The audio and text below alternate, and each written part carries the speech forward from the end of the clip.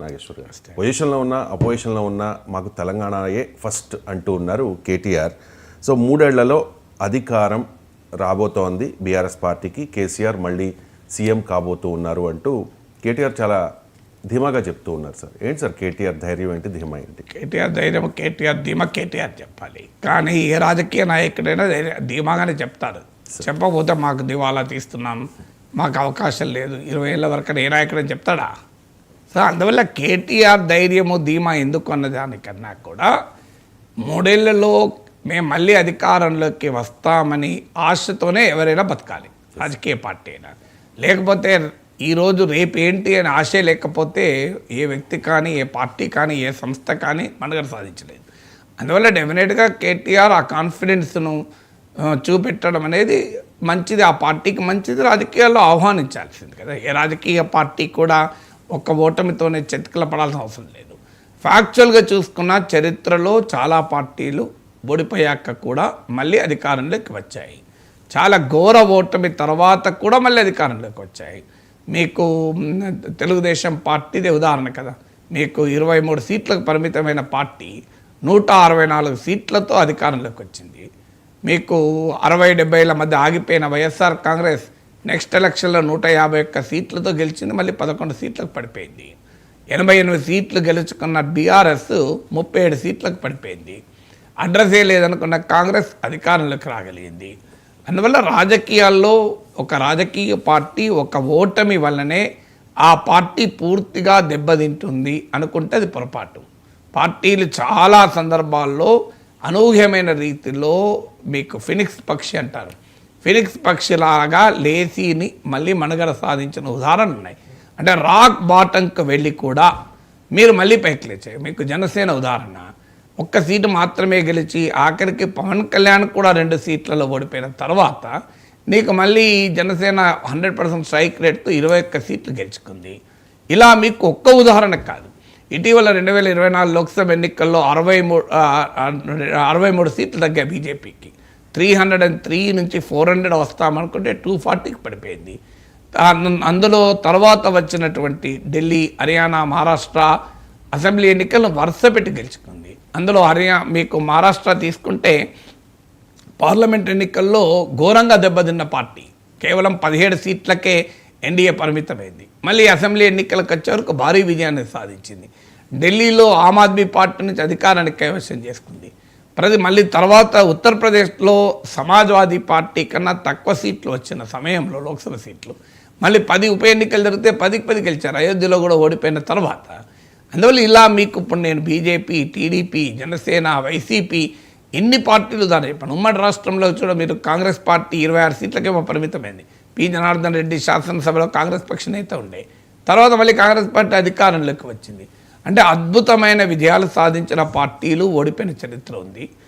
ఘోర పరాజయాన్ని పొందిన పార్టీలు మళ్ళీ పుంజుకున్న పరిస్థితులు ఉన్నాయి.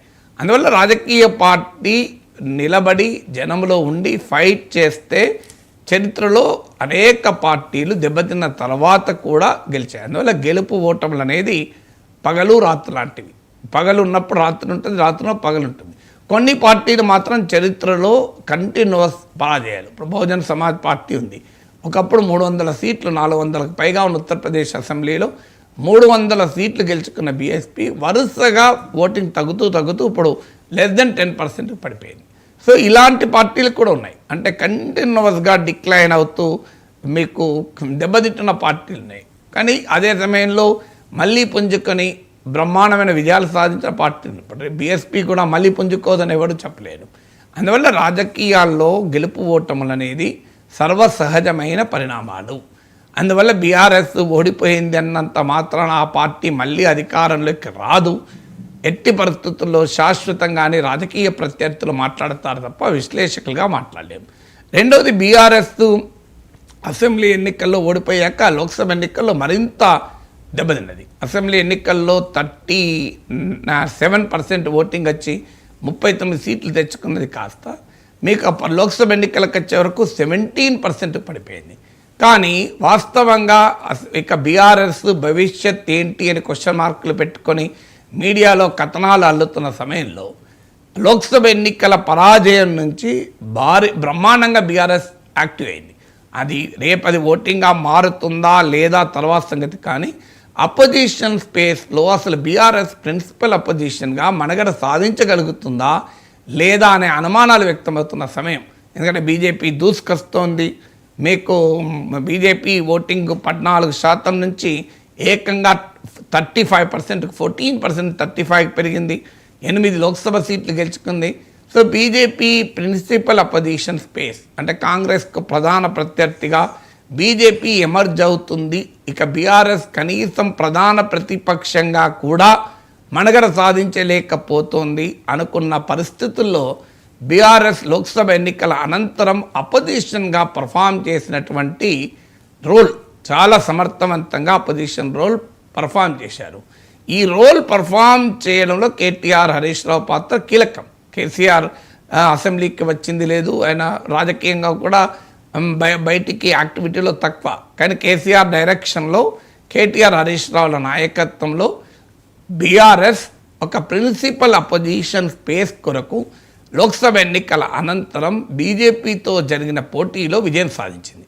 బీజేపీకి అవకాశాలు ఉండి కూడా ఆ పార్టీలో ఉన్న అంతర్గత గందరగోళము, వ్యూహాత్మక స్పష్టత లేక, స్ట్రాటజిక్ క్లారిటీ లేక, పార్టీ రాష్ట్రాధ్యక్షుడిని కూడా నియమించుకోలేని దుస్థితి, అంతర్గత కుమ్ములాటలు, ఈ గందరగోళంలో పడి ఒక రకంగా బీఆర్ఎస్ ప్రిన్సిపల్ అపోజిషన్ స్పేస్ కొరకు లోక్సభ ఎన్నికల తర్వాత జరిగిన రేస్లో విజయం సాధించడానికి కారణమైంది. ఇది రెండవది. మూడవది, అసెంబ్లీ ఎన్నికలు, లోక్సభ ఎన్నికల వరుస పరాజయాల తర్వాత అసలు బీఆర్ఎస్లో వలసలు మొదలయ్యాయి. దాదాపు 10 మంది ఎమ్మెల్యేలు కాంగ్రెస్లో చేరారు. ఇక ఇంకో 16 మంది చేరుతారు.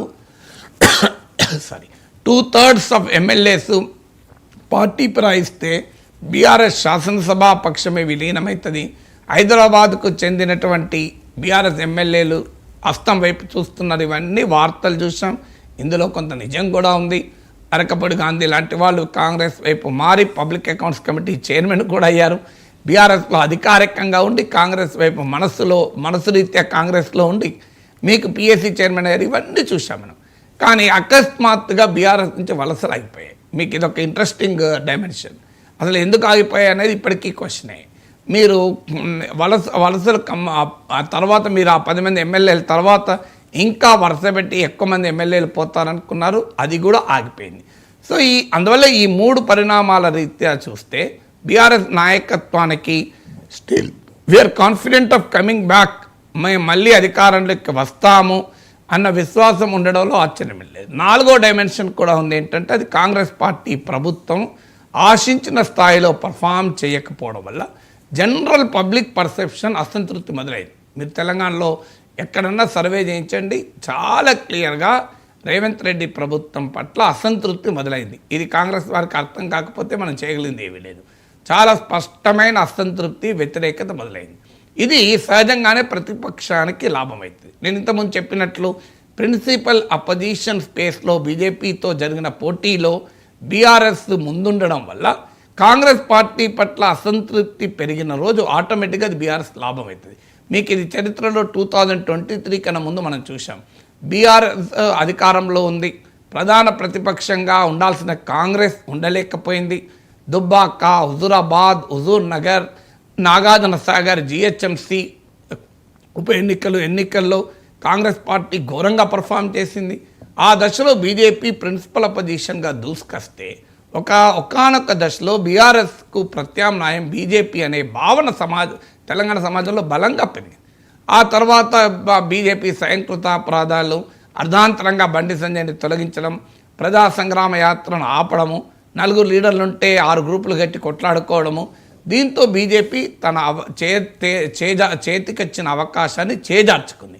ఆ పరిస్థితుల్లో రేవంత్ రెడ్డి సమర్థవంతంగా కాంగ్రెస్ పార్టీకి నాయకత్వాన్ని ఇవ్వడంతో కాంగ్రెస్ ప్రిన్సిపల్ అపోజిషన్ స్పేస్కి జరిగిన రేస్లో గెలిచింది.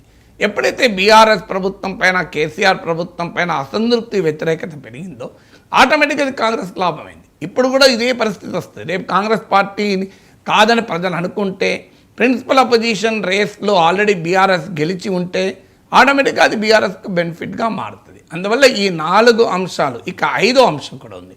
5వ అంశం ఏంటంటే ఎప్పటికప్పుడు బీఆర్ఎస్ కంటిన్యూస్ తన యాక్టివిటీస్ ద్వారా లైవ్లో ఉండడము, తన అసర్ట్ చేసుకోవడము పొజిషను, క్షేత్రస్థాయిలో ఉండే ట్రాక్షన్ను నిలబెట్టుకునే ప్రయత్నం చేయడం.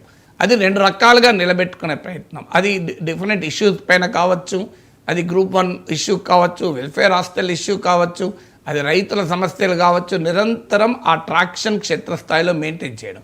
దాంతోపాటు వరంగల్ లాంటి సభలు పెట్టడం ద్వారా కావచ్చు, ఈ ట్రాక్షన్ కంటిన్యూస్గా మెయింటైన్ చేస్తుంది. అందువల్ల ఈ 5 కారణాల రీత్యా బీఆర్ఎస్ తాను మళ్ళీ అధికారంలోకి వస్తామని విశ్వాసాన్ని వ్యక్తం చేయడం తప్పేమీ కాదు. వస్తుందా లేదా అనేది రాజకీయాలు చాలా డైనమిక్గా ఉంటాయి, అనేక ఫ్యాక్టర్స్ పైన ఆధారపడి ఉంటుంది.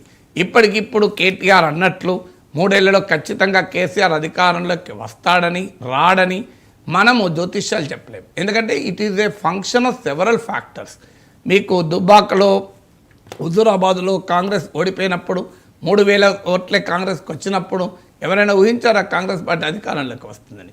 అందువల్ల రాజకీయాల్లో ఎప్పుడు కూడా మనము స్టాటిక్గా ఉండవు, డైనమిక్గా ఉంటాయి. అనేక ఫ్యాక్టర్స్ పైన ఆధారపడి ఉంటుంది. ఇప్పుడు కాంగ్రెస్ ప్రభుత్వానికి ఇంకా సమయం ఉంది. ఈ సమయంలో కనుక వాళ్ళ తప్పులు సరి చేసుకొని వాళ్ళు కనుక positive opinion, public perception create చేసుకోగలిగారు అనుకోండి, కాంగ్రెస్ పార్టీ దెబ్బతినకుండా ప్రతిపక్షానికి అవకాశమే రాదు. ఈలోగా బీజేపీ తన ఇల్లు సదురుకొని తన తప్పులు సరి చేసుకొని ఒక బలమైన విపక్షంగా ముందుకు వచ్చింది అనుకోండి, జాతీయ రాజకీయాల్లో కూడా బీజేపీ పట్ల సానుకూల పవనాలు ఉన్నాయనుకోండి, అదొక రకంగా ఉంటుంది. బీఆర్ఎస్లో కనుక అంతర్గత పరిణామాలు, ఇప్పుడు కేసీఆర్ కవిత తిరుగుబాటు చూస్తున్నాం, లేదు ఇలాంటి అంతర్గత పరిణామాలు ఇంకేమైనా ఇబ్బంది పెట్టాయనుకోండి, ఇలాంటి అనేక ఫ్యాక్టర్స్ పైన భవిష్యత్ రాజకీయం ఆధారపడి ఉంటుంది. So when future depends on several factors, situation is always dynamic. అందువల్ల కేటీఆర్ విశ్వాసాన్ని వ్యక్తం చేయడానికి కారణాలు ఉన్నాయి. వ్యక్తం చేసే హక్కు ఆయనకుంది, ఆయన పార్టీ నాయకుడు కదా. That is a good in politics కదా, స్పోర్ట్స్మెన్ స్పిరిట్ ఉండాలి. Politics is like sports. So క్రీడల్లో కూడా ఒక డక్అవుట్ అయినాక కూడా నేను సెంచరీ కొడతానన్న కాన్ఫిడెన్స్ ఉండాలి. కొట్టిన సందర్భాలు కూడా ఉన్నాయి కదా, రైట్ ఆఫ్ చేసిన సందర్భాల్లో కూడా మీకు విరాట్ కోహ్లీలు, రోహిత్ శర్మలు మళ్ళీ అద్భుతంగా పర్ఫామ్ చేసే సందర్భాలు ఉన్నాయి. అద్భుతంగా పర్ఫామ్ చేసిన వాళ్ళు నెక్స్ట్ 2 మ్యాచ్ల్లో ఘోరంగా ఫెయిల్ అయిన వాళ్ళు ఉన్నారు. Politics is also like sports. అందువల్ల కేటీఆర్ ఆ స్పోర్ట్స్మెన్ స్పిరిట్ ప్రదర్శించడం మంచిదే కదా.